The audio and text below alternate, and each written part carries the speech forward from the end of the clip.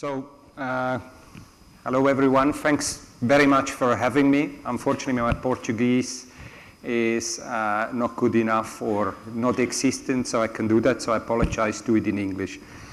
I've been asked to present what is actually the contribution of an MNO or a network provider in the car industry, are they relevant, and what they're doing. Obviously, we had a fantastic round this morning. We talked about electrical, we talked about shared, we talked about governmental restrictions, we talked about the need of innovation, we talked about the potential of Portugal, all topics that we probably could spend all together on the next 2 days.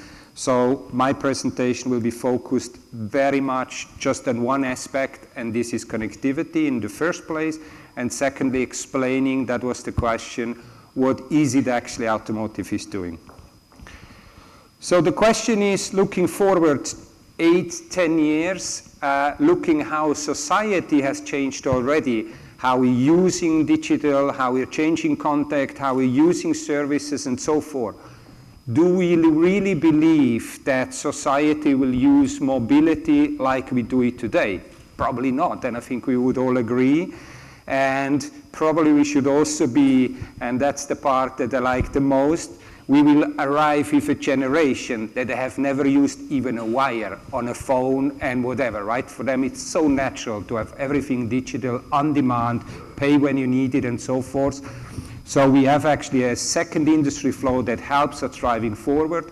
But at the same time, obviously, we had the colleague from Bosch talk about LiDAR, about sensors and so forth. We also have a huge responsibility not to just technologize it, but make it more efficient, more safe, less energy drain, more convenient, and so forth. So the different aspects. Now, where are we today? I think what we can say today, as Vodafone, as we are as IoT, connecting things and machines, and I'll talk about later on this, a lot of things already happening already today, right? So we have modern mobility. There are some countries or cities that are quite advanced. Switzerland, for example, you can have a total mobility card. You pay for mobility on demand, and you can use cars, buses, trains, ships, even skis. And you can just pay on demand. So models are there. Why is this working? Because there is a dense public transportation system. There is a long history on it. There is not so much space, which basically says it's not only a global view on technology, it's also we have to challenge on our local environment. We cannot compare Germany with Portugal. Obviously, we have the same standards, we have the same technology, but Portugal is Portuguese. With Portuguese, with their environment, with their geography, with their topology and so forth, and that is probably what is challenging. Think globally, acting globally, and this is why we have a couple of elements driving forward very much. IoT is reality. Ourselves, we have 50 million devices already connected, growing exponentially into the future. The car industry is not that they have done nothing. Every single car maker has electrical, connectivity, shared, autonomous on their strategic roadmap and working forward. What is now the key is that we go forward quickly, we adapt, we make sure we don't wait for the next technology, and we start implementing. We have circulating cars. We have to do the model of what do we do with the circulating vehicles. Do we have an appropriate model to after factory fit them? What do we do with cars that come today? So there is a lot of things that happens already right now. Actually, and I think from what I heard this morning, we would widely agree also with the expert group that was here, the future has 4 elements. It's automated, that is in the long-term future, but partially going gradually forward already. It is shared, it is electrical, and is connected. These are the drivers for the future, and looking to the small image on the side of this presentation, I just want to pick out and go a bit more in deep what is happening. So we have on one side what the industry is working on, different levels of automation. We can argue where we are today. Let's say we are somewhere between level 2 and level 3 as stated inside of this presentation. We have some XMs where obviously the industry is slightly forward, and Everyone is working on it on different levels. What is important is what you see below, is the connectivity. How far does connectivity play a role already today? So today, you could argue you could actually do the most automation already, or even some of fully autonomous, even without connectivity, right? You have the sensing, you have the intelligence in the car, you have the learning factor, and so forth.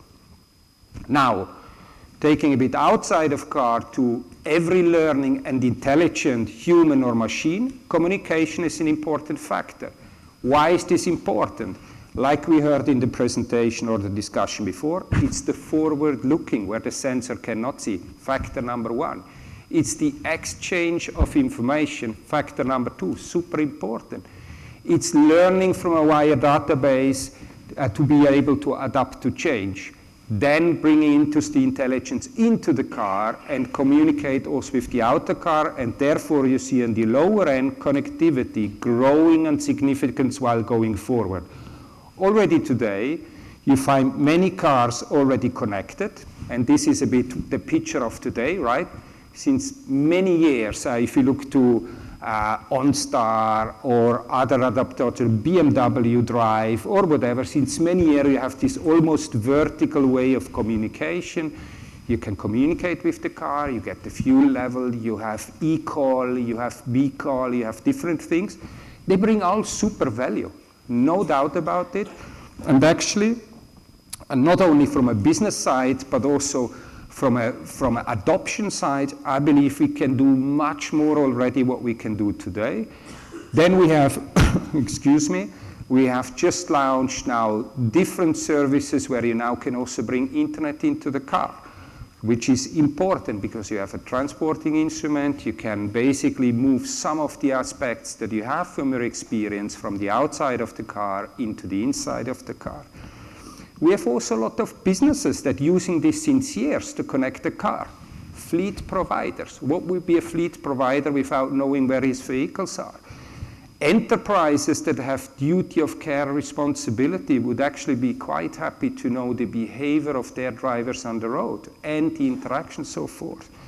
If you take countries where insurance costs or fraud or claim or whatever there is, like UK, Italy, Spain adopting and so forth, usage-based insurance is at the fastest growing service area in the industry, all after factory fitted, but still connectivity providers supporting them.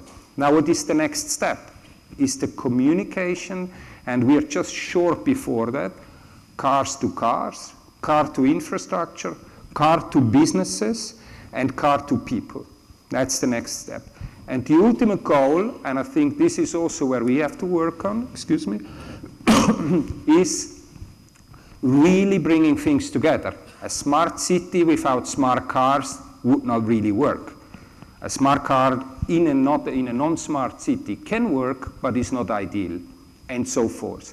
So we're working towards this. If you look a bit outside of the automotive industry, what is health doing, energy, different areas of verticals, you see this high level of digitalization, and now things come gradually together. I'm really sorry. Next is the C2X. I think we heard of it and the importance of it. That's actually, we sometimes say, is like an additional sensor. You have the sensors on the vehicle that help you to see, to sense backward, forward, with camera, with LiDAR, with radar, with ultrasonic, whatever you have, and we use this in the future as an additional channel in order to obtain information from the environment. There are superb use cases that we demonstrated just a month ago in Barcelona. Forward-looking emergency braking, where the sensors maybe not be available to see or limited. Speed advisory during city, communicating with infrastructure, know where to go. Excuse me, my favorite one, the see-through. How is it working? You have a car in the front with a camera where it sees the environment, but when you're in the back, you're seeing nothing. So you're getting nothing else than just the front vehicle's camera image transported into your car, so you have a virtual view on the environment. So there are multiple applications, and as an industry in the association that is made of telecom industry, that is made of infrastructure providers, that is made of car manufacturers, we're working towards this 5G standard and the C2C standard inside Europe. The European community is heavily involved. We will soon start with corridor testing east-west, north-south. There are local projects in Germany along the A9, in the UK there are projects, in Spain there is a project upcoming. So the things are moving and the industry is not sleeping. And to answer the question, what is Vodafone doing this, is everything else than providing phones and connectivity, right? We provide infrastructure, services, contribute to the standard, and so forth. So, I'm really sorry for that. The future is to you is actually the message we want to give here before we explain a bit where we are today as Vodafone and what we are doing. I'm not so sure whether we see the hovering car in my generation, but let's hope. I'm still waiting for the skateboard that was promised in the 80s. As Vodafone has said, and I think it's important to understand, as I would like to make sure we also see everything in a context. First of all, none of the industry works with one participant alone, right? Vodafone has just been now part of the automotive industry as we have been becoming part of the health, utility, energy sector before. We have, as we said, 50 million connections made just this year, fastly growing. Important is also what coverage can we contribute. So outside China, we are the largest partner that you can find in the market, with more than 200 countries covering, more than 500 networks that we have, and we are adding more than 1 million new connections every month in different industries. And that's more of an indication how fast the industry is moving, right? It goes from bins to smart meters, to cars, and so forth. And if I take all the elements outside IoT, the fastest growing sector actually is automotive. What else do we do in Vodafone, and why is this important? We have acquired a company in Italy, Cobra was called, 2.5 years ago. Why was this? Because we simply wanted to expand our business scope to make sure we can provide more services to car makers and manufacturers, that we can give a more integrative solution, which basically now gives us the possibility not only to provide the connectivity piece, but also contribute on other levels like the in-car hardware or the services on top. Surely the most interesting part is the service part of all of that, where we work with fleet provider, with insurance companies, with car manufacturers to provide services on top, and make also connectivity a bit more intelligent around it. So let's take, for example, over-the-air programming. Over-the-air programming, one of the most important features of the future. Why is this? Because you will have a dynamic environment of the car where you need to be updated, you want to reduce potential warranty claims, but also you want to be able to dynamically load new features.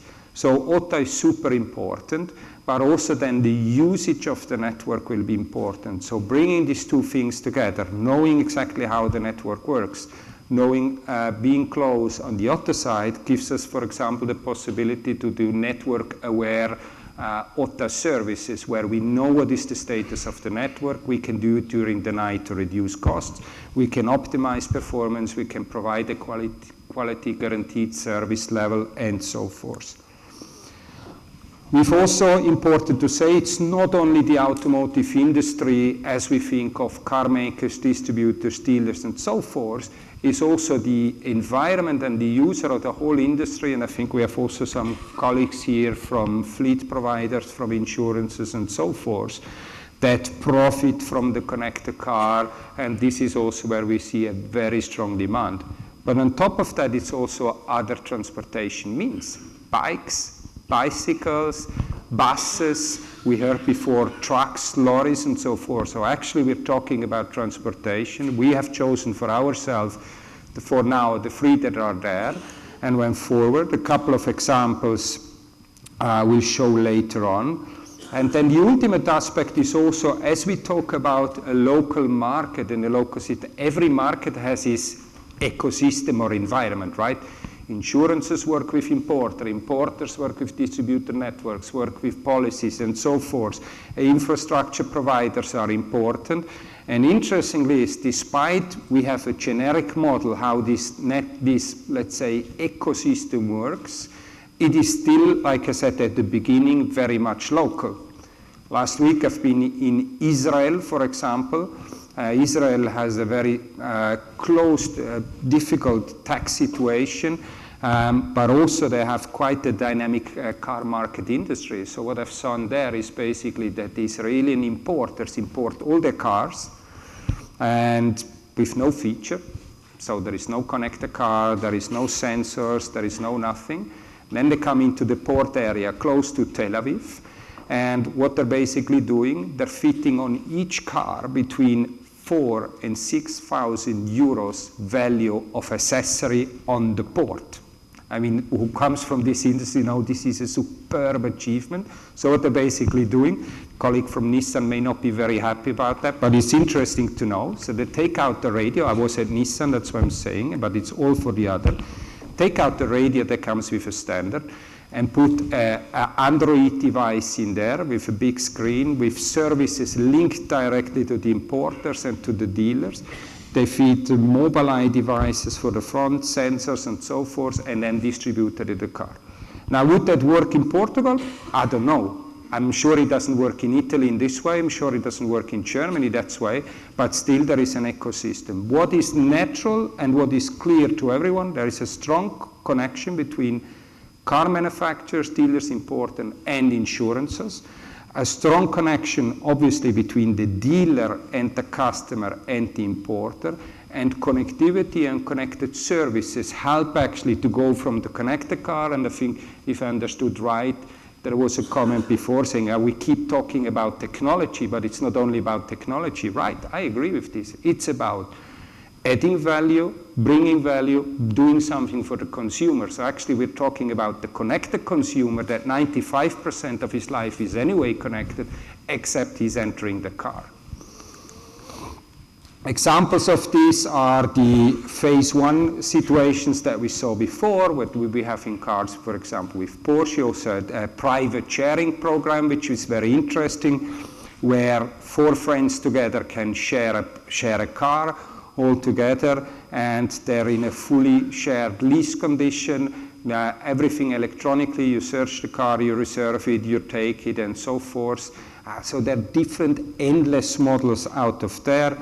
We talked before about the connected bike that we brought in. In the future, more important for that than the features of training, maybe battery status and so forth, is also to make them interacting with the rest of the traffic. So when we talk about V2X, actually the future as we see it is actually, if I'm a bike rider, I'm transmitting information, so the cutoff failures and fatalities that's still happening too much on our roads and too many people are dying are going down. Same for motorbikes. That's why this is something we just brought to the market together with Yamaha this month, actually, last month. So connected motorbike that has all the elements of crash notification, service notification, theft management, and so forth. And in this part here, including usage-based insurance integration for some of the key markets. And for this project, for example, we contributed all the elements and then closely collaborated with the insurance provider and also with the motorbike manufacturer to make his business digital, right? So the key message is actually, whatever the industry is doing in the future, whether it is UBI, fleet, or others, basically the key message is the following. First of all, the transformation has started a long time ago. We are in the middle of it. It will take a couple of years, and we see things that are still science fictions today.